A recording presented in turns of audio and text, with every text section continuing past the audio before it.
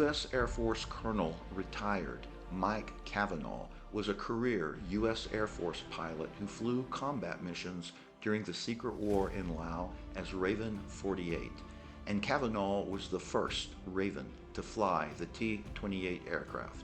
You can learn about the clandestine air operations over Laos, even more about Mike's missions and this vaunted group of secret pilots in my video, Ravens Part 1 Mission and Men, The Ravens Part 2 Their Stories,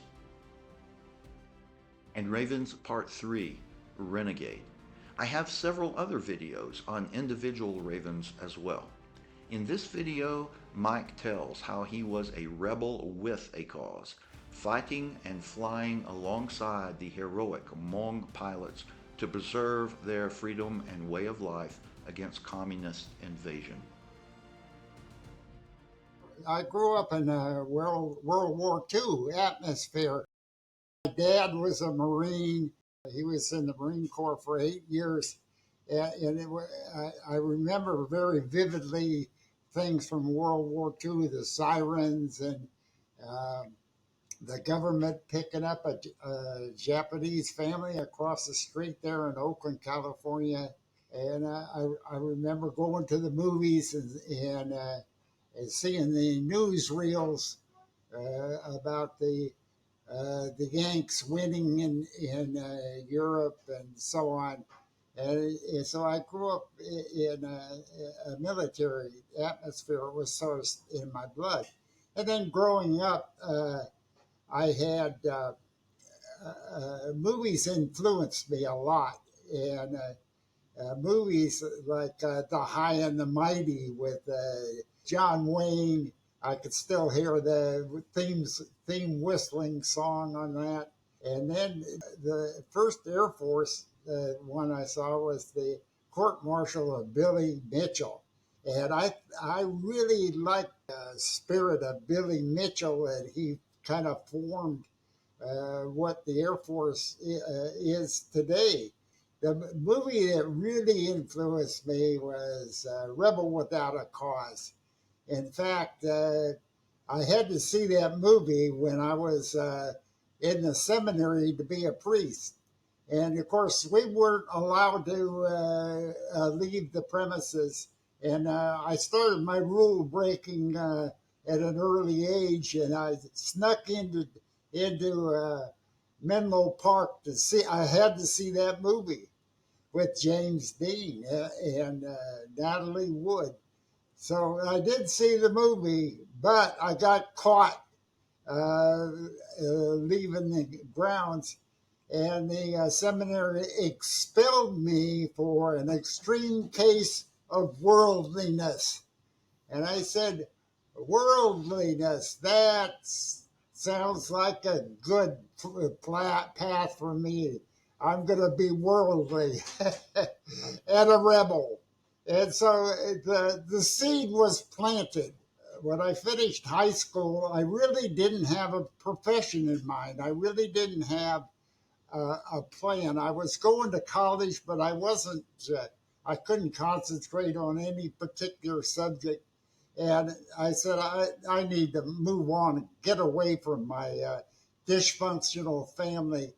So me and my buddy Frank, we went to the recruiting station, and I had it in my mind to be a Marine, like my dad. And I knew the Marine Corps belt was this thick. My discipline was getting beat by that Marine Corps belt. So I had the Marine Corps was my first idea. But the Marine Corps recruiter, he couldn't offer me anything except a rifle and a bad time. so the Air Force guy says, come over here. He said, we have all kinds of options here. We have electronics, mechanics. We have all these different choices in technical training. And he was really enthusiastic, and he says, we'll give you a test here and see if you qualify in different areas. So me and Frank took the test, and He came back and says, "You scored really high in electronics." And I hadn't even thought about that. They said, "That's the future. Electronics is the future." So I said, "Okay, that's a good deal." Well, my friend Frank, it turns out, had a heart murmur, so I had to go it alone. Anyway, I picked the Air Force at 18 years old. In the electronics field, I was trained in the bomb navigation system on a B 52. After the technical training, I spent almost a year in technical training in Denver, Colorado. And then, unbeknownst to me, they were selling the assignments to the different B 52 bases. And I was such a goody two shoes, I wasn't given the offer. So I ended up at Loring Air Force Base, Maine, which is way up in the northern part of Maine, almost in Canada. So January 1960, I began my life as Strategic Air Command, working on the bomb navigation system. I froze to death and shoveled snow for 4 years, and I decided to do some work on my education, and it was took night classes, and the education office said, "Mike, you have enough credits of 1 year of college. You're qualified for Airman Education Commissioning Program, which is a new deal." And I said, "Okay."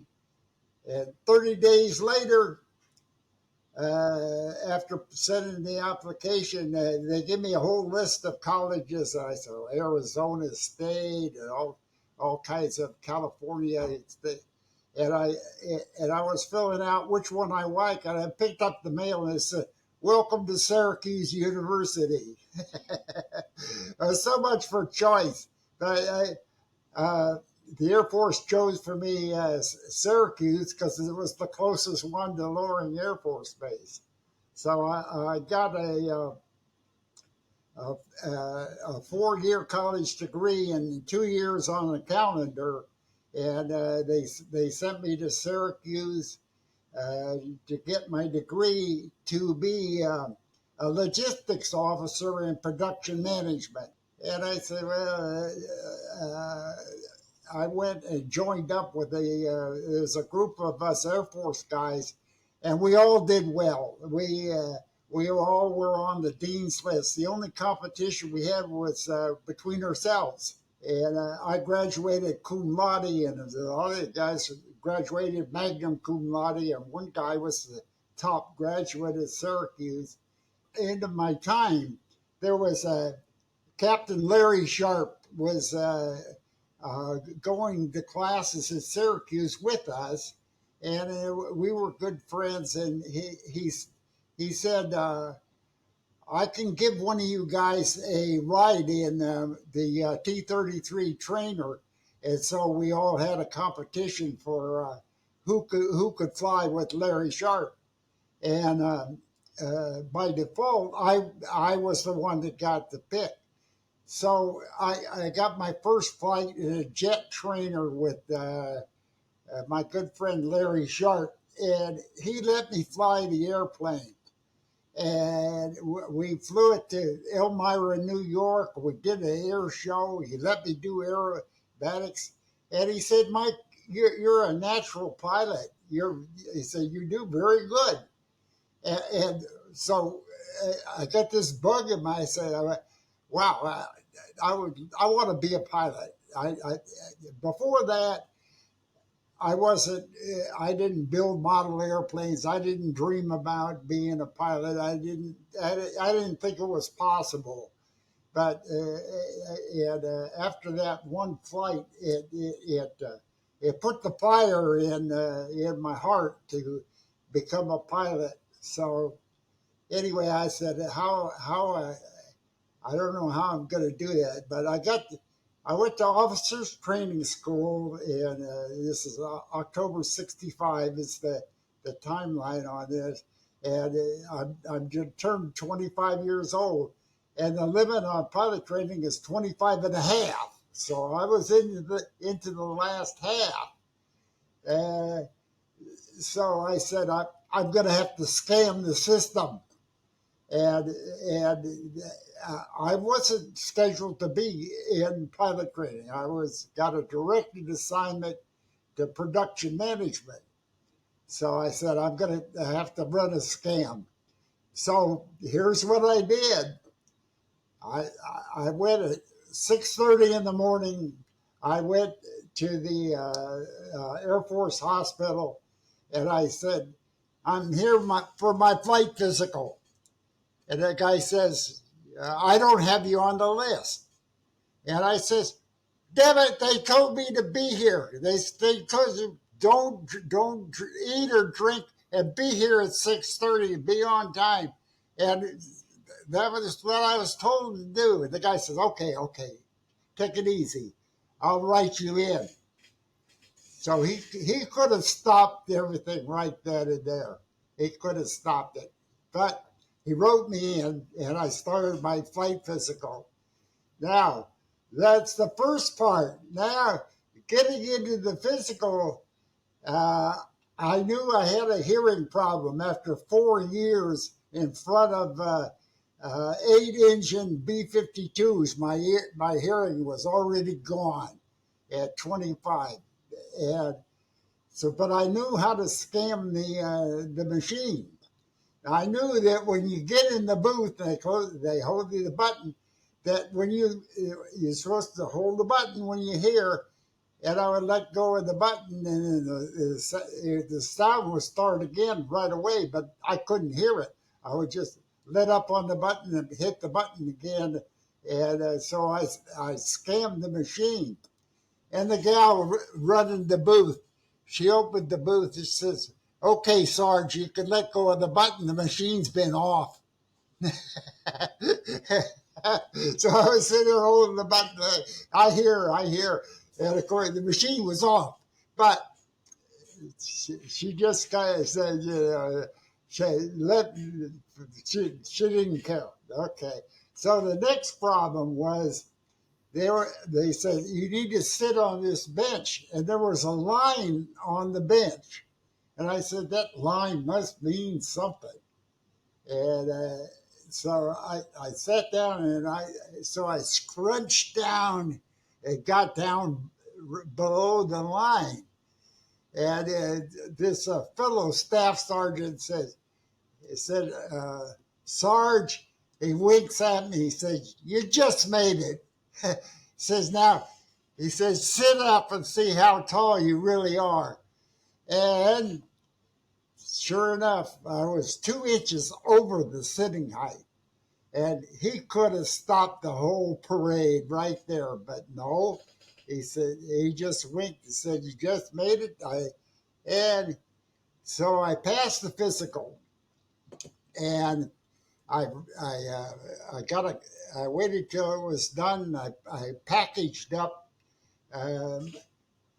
all of my report cards, my letters of accommodation, my all of my tests and my history. And I remembered when I graduated from college, I got a letter from the Secretary of the Air Force congratulating me on finishing the program. And on the letter, it says, you can contact this office at any time. And I said, that's kind of unusual. There's a chain of command, So I kept that in mind. And so I packaged up all this information and sent it to the Secretary of the Air Force. It said, I want to be in pilot training. And officer training school folks went berserk. They say, you've been in the Air Force long enough. You know there's a chain of command and you're breaking every rule in the book.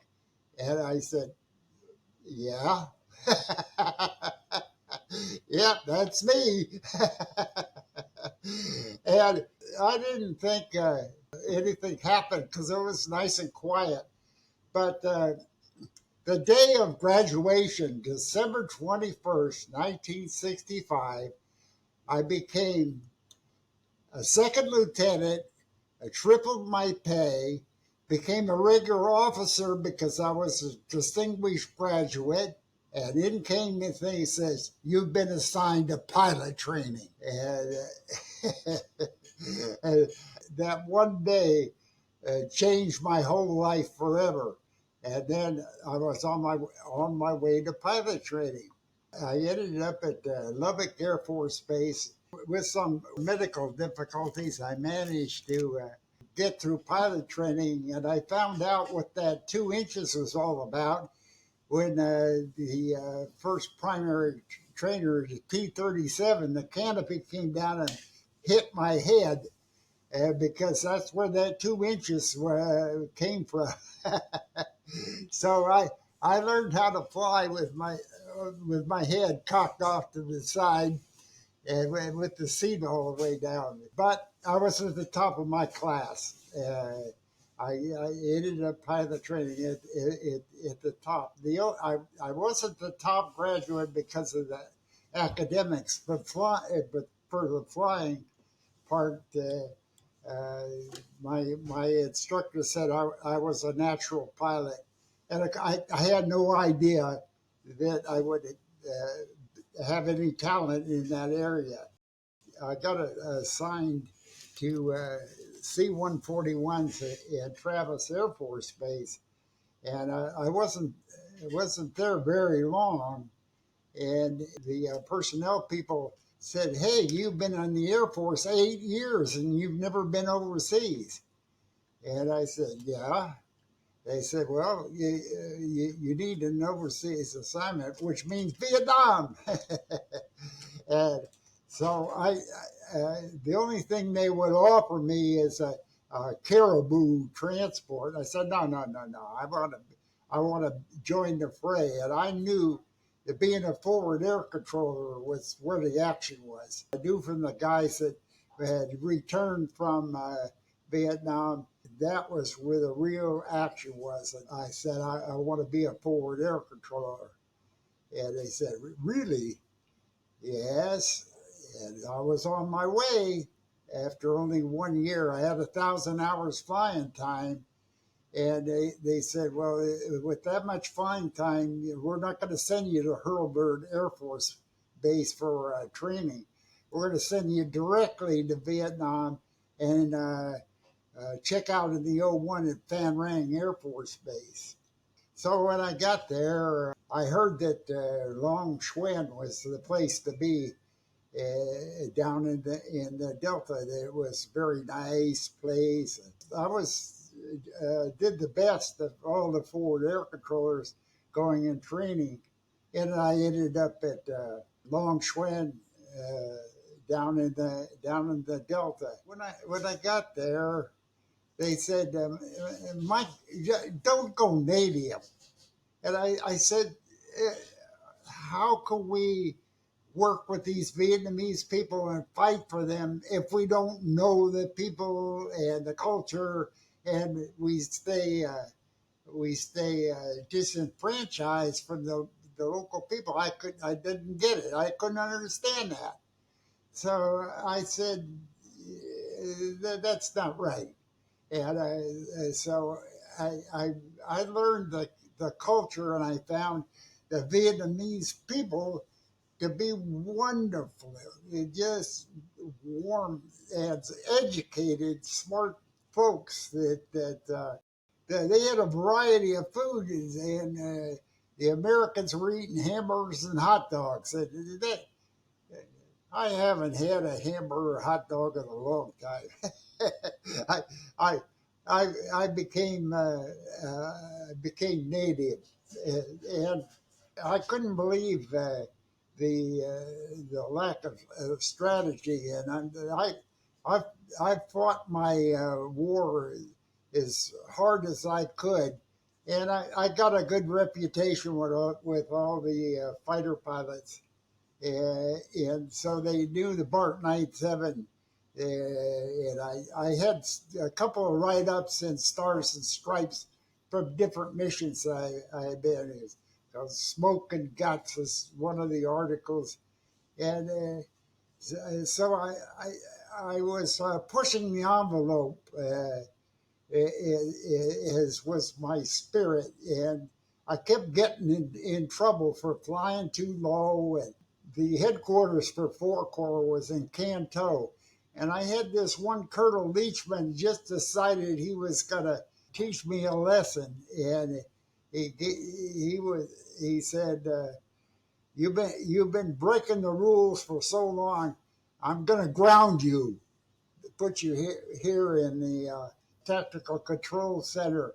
So they grounded me for 30 days, and I rewrote the whole operations manual for the tactical air. They didn't know what they were doing as far as what the forward air controller, what his capabilities were. So I was able to do a good job at that, and so they tried to keep me there.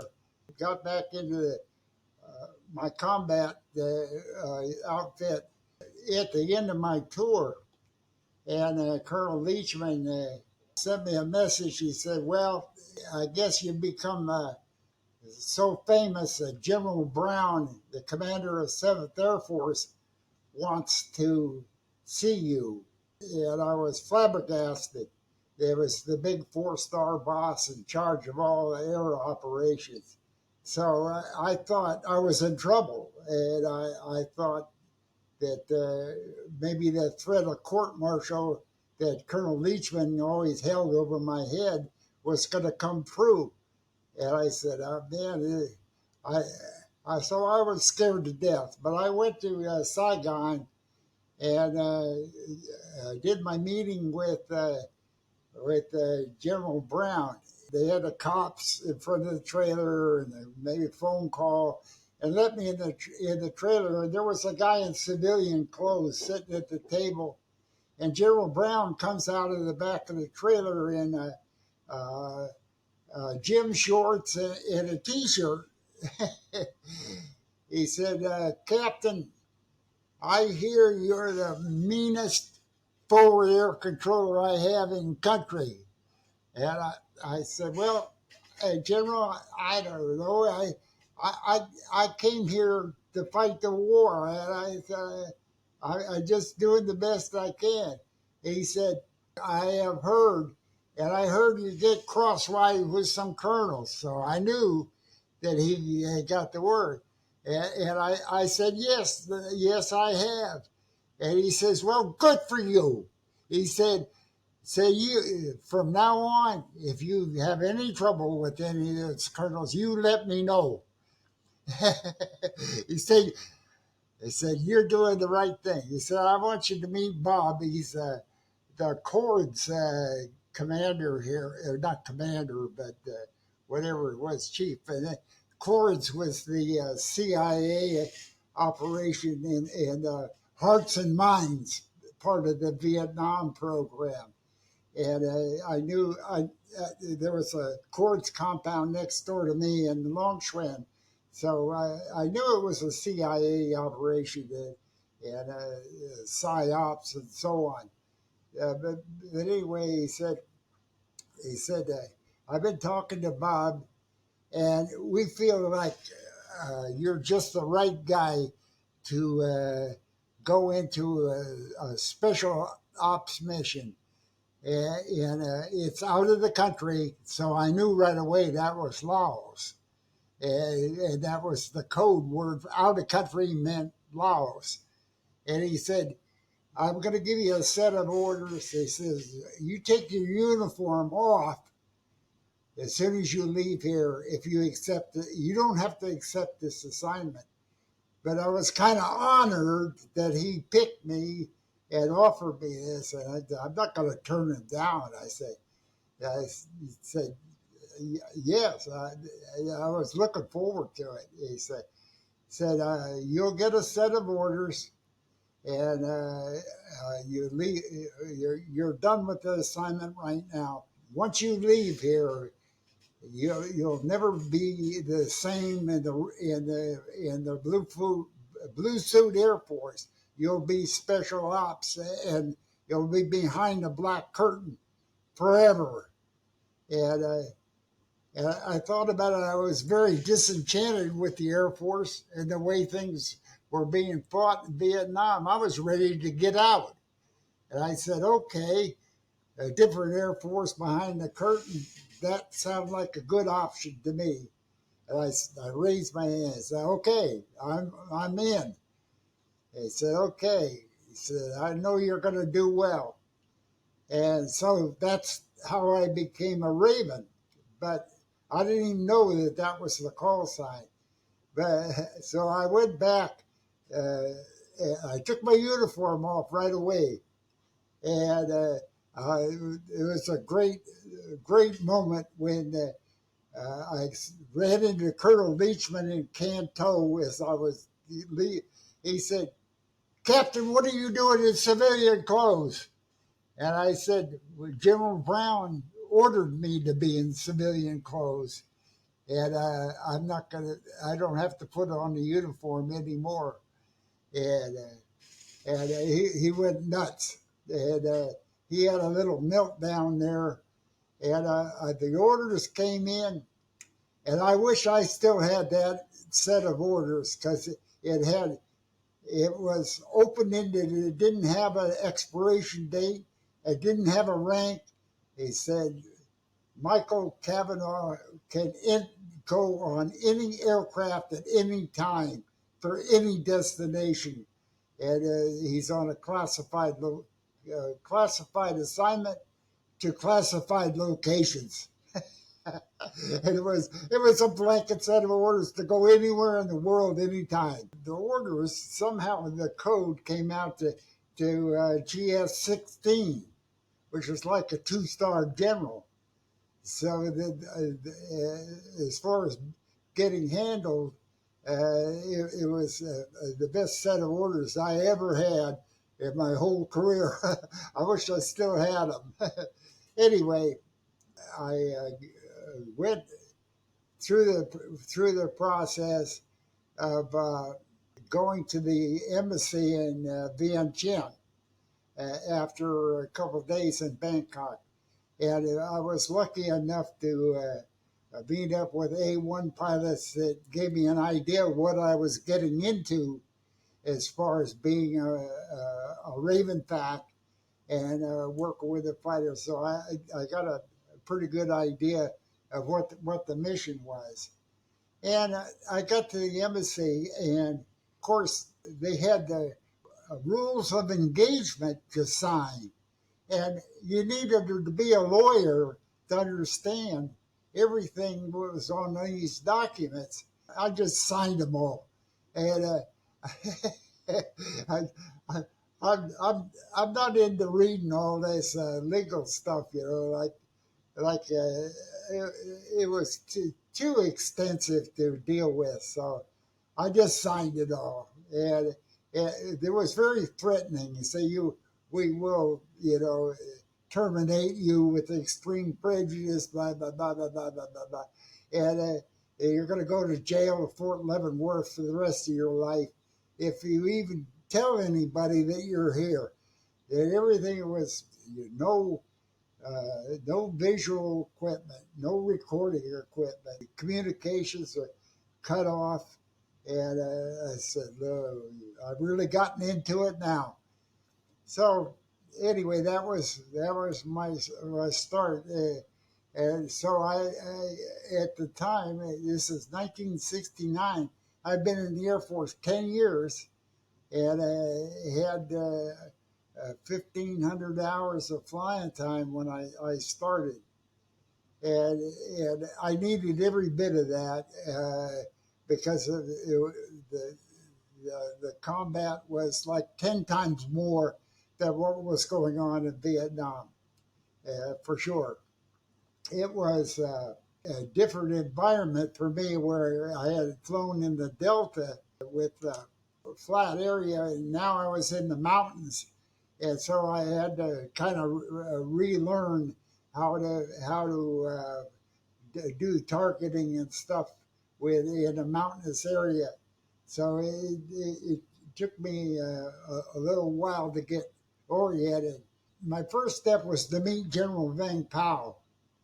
And I'll never forget the first meeting. He he was there with Burr Smith, the CIA operations guy, and when I met him, and Burr introduced me as a new Raven, and General Vang Pao looked me in the eye for a good long time, and he was judging, sizing me up, and I passed the test at the very beginning, and I was mesmerized by the charisma of this little small physically, but big, monstrous in leadership. I immediately attached myself to the Hmong style, and joined the General Vang Pao at night, ate with him, planned with him, and I was no longer really in the U.S. Air Force. And I just really realized that this assignment was the most important assignment of my entire career, in my entire life. I just really loved being a Raven and being able to be creative in combat, and take the offense and be an offense and go get the enemy, go find them. I had to break rules to do that. Being a Raven, I could get away with it. I used to be able to scold fighter pilots and send them home with the tail between their legs for not doing a good job, and so on. So I really enjoyed the beauty of being without rules. And there were times where we had ceasefires, and you could see the bad guys were gearing up logistics during the ceasefire, and they were taking advantage of the ceasefire, of course.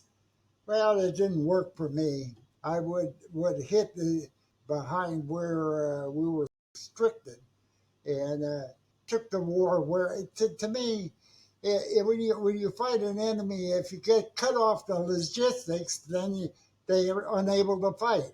Am I crazy? That was my idea.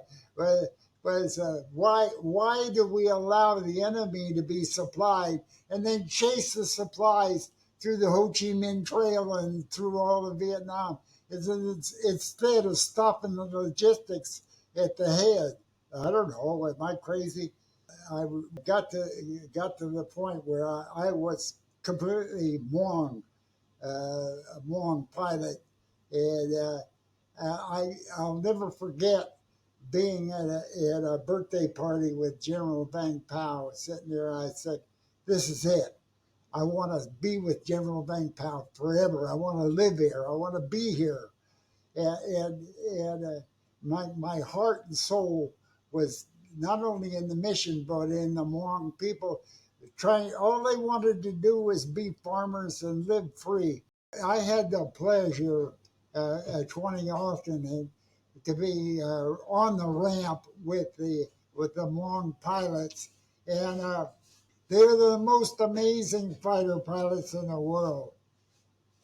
There's always 6 or 7 of them, and when they flew together, they didn't fly Air Force nice formation. They just flew like a gaggle, which was good for survival. You know, they didn't fly any kind of formation.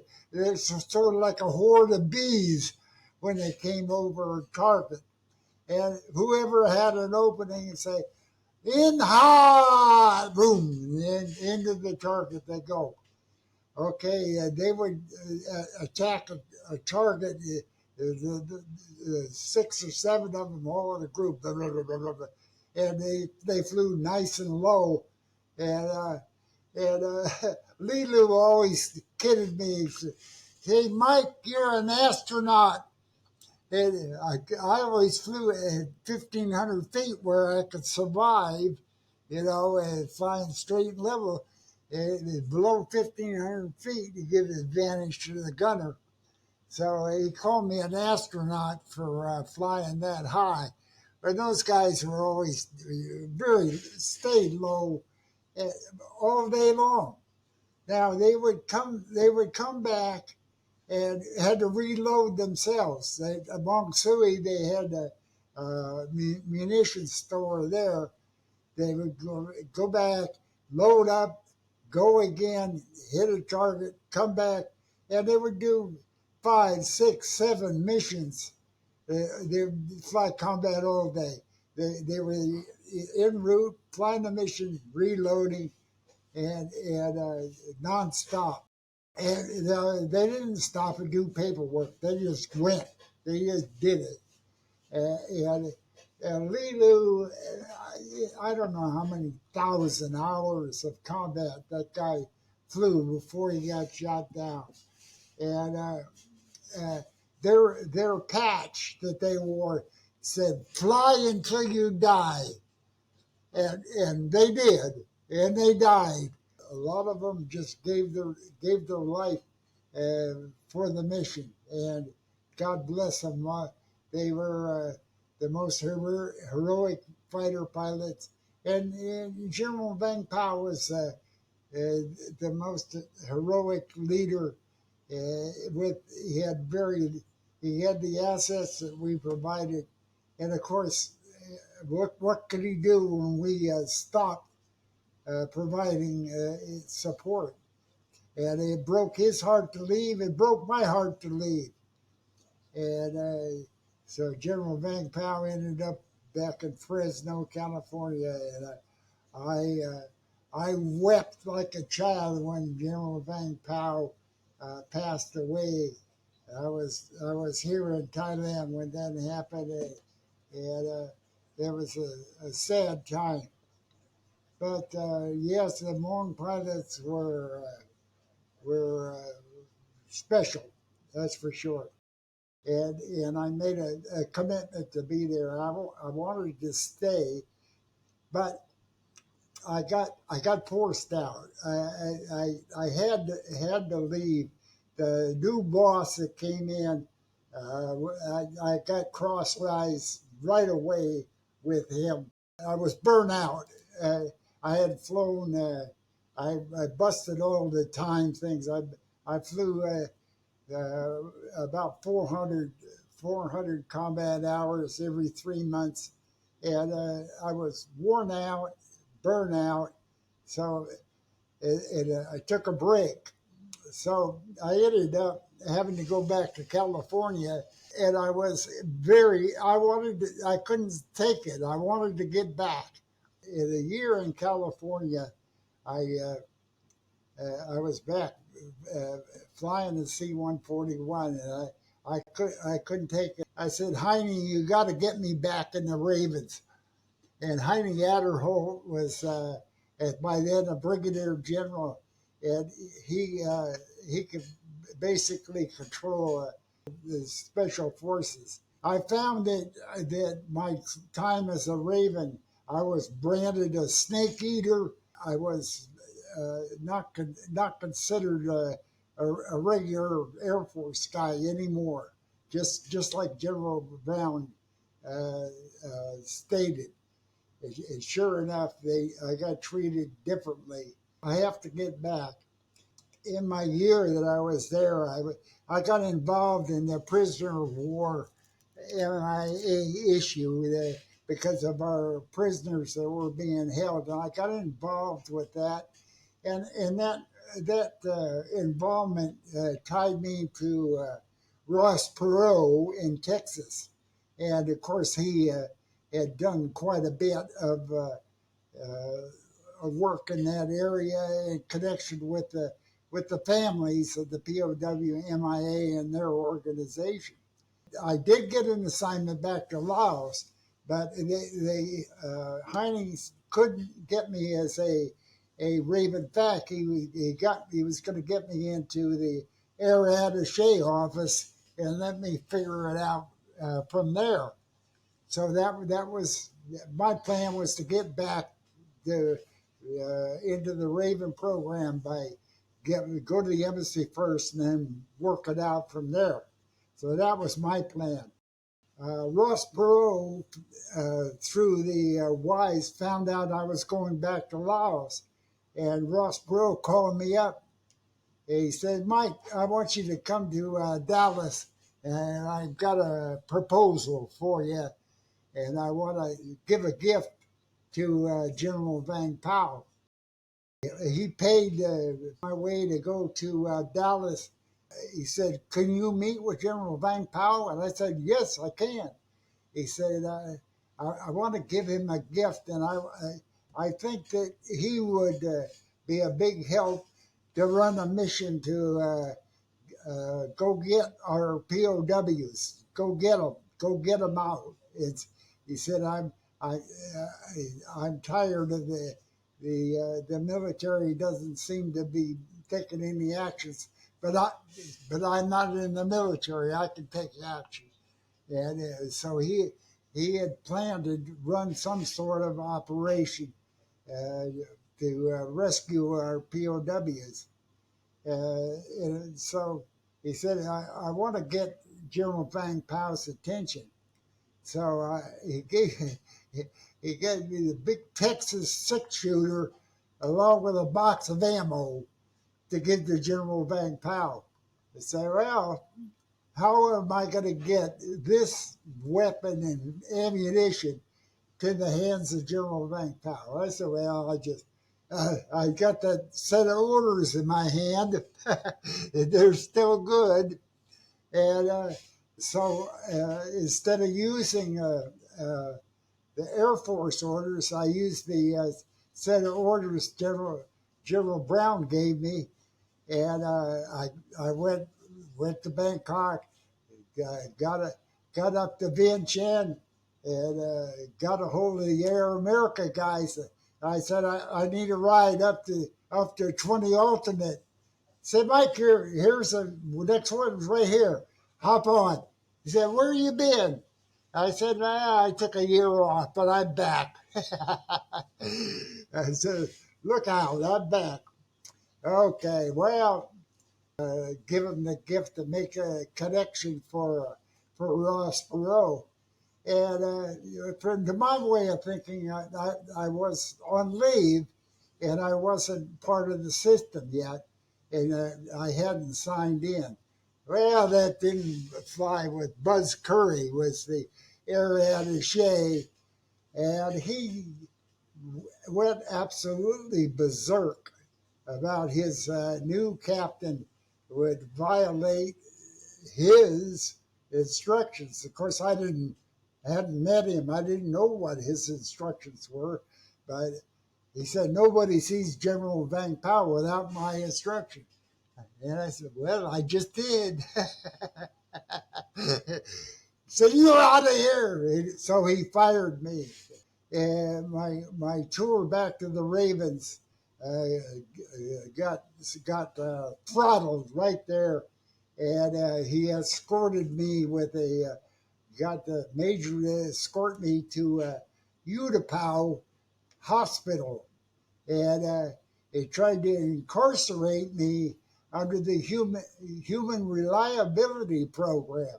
Well, the human reliability that program applies to people that handle nuclear weapons, and of course it didn't apply. And so anyway, I was out of the country. I was devastated that I couldn't get back, and so I had to be in a survival mode, and I fought my way out of this hospital thing, and got a lawyer to spring me, and I ended up in the frag shop in Ubon, and they put me in there with a with a package of my letter, classified letter for the wing commander. So anyway, I ended up in the frag shop. And of course, I had all this combat experience, and I became a big asset to the wing commander. Things were winding down. Now it was the end of 1971, and so my tour was about up, and the wing commander said, "Mike, he said, I've got a real good mission for you. We'd be in charge of the advisor to the Vietnamese forward air controllers in Vietnam, the head guy at Ben Hoa Air Force Base, and you'll be have a rank of lieutenant colonel." And I was still a captain, so I got my next assignment to Ben Hoa to be advisor to the Vietnamese Air Force. In 1972, we were pulling out, and we were withdrawing our forces, and we were turning things over. But the Vietnamese had gotten used to the logistics tail that we enjoyed. The logistics tail the Americans enjoyed were like, for one soldier that was marching out in combat, there was 10 cooks, bottle washers, communications.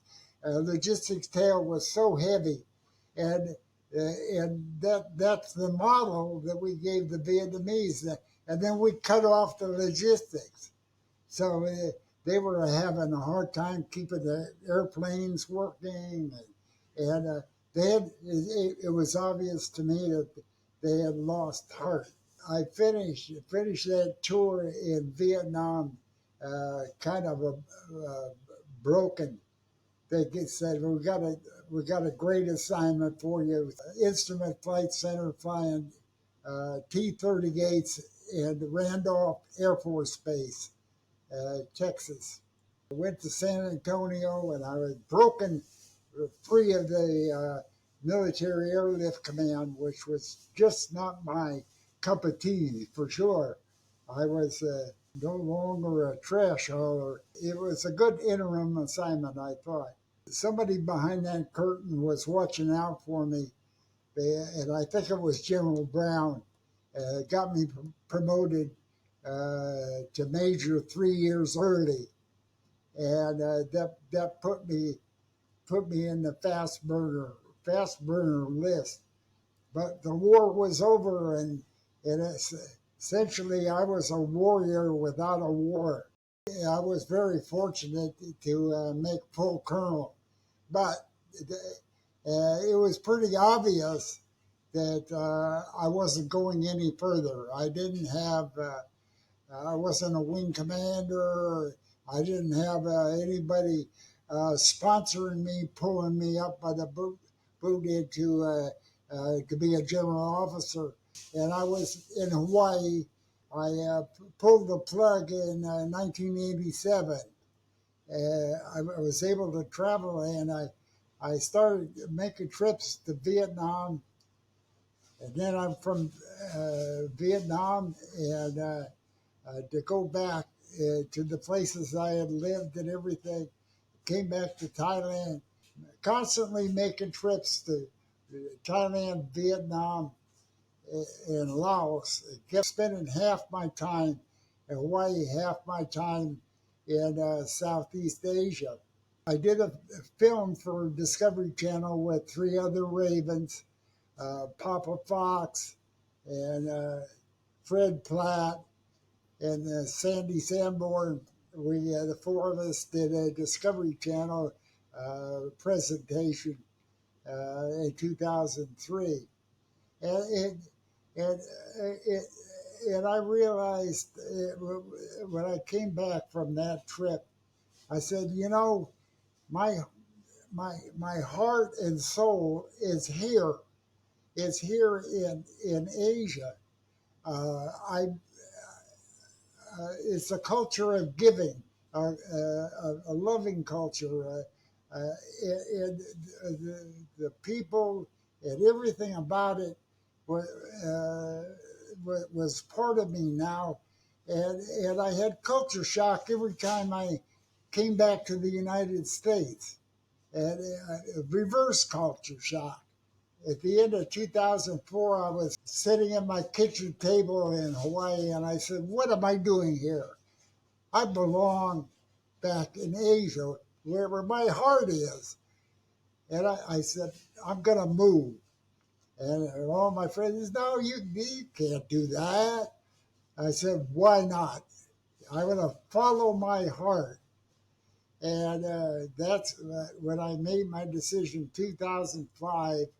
I sold my condo. I left the coffee pot on, food on the shelf, and pictures on the wall, and took 2 suitcases and a box of paperwork and headed out. I wanted to live in Laos, having to have a house book and all the communist rules. I said, that's not good. In Vietnam, same thing. Yeah, there's people control, a house book. And Thailand is the friendliest country. I was so comfortable here, and I thought I was going to live in Bangkok, but I, I, I visited some friends in Pattaya, and the air was cleaner, and it was still close enough to Bangkok. I could get medical care. The medical care in Thailand is the best in the world, in my opinion, and I have the best doctors at the big Blumengrad Hospital, and I've had 2 major operations, one 12 years ago, one 6 years ago. This extended my life. So at 84 years old, I'm living my dream. This is where I want to be, with who I want to be with. And these are the people that I love. I fought for them and with them, and I can't leave them. I'm not going to leave. My country left, but I don't have to leave. So, with my heart and soul, this is the life of my dreams.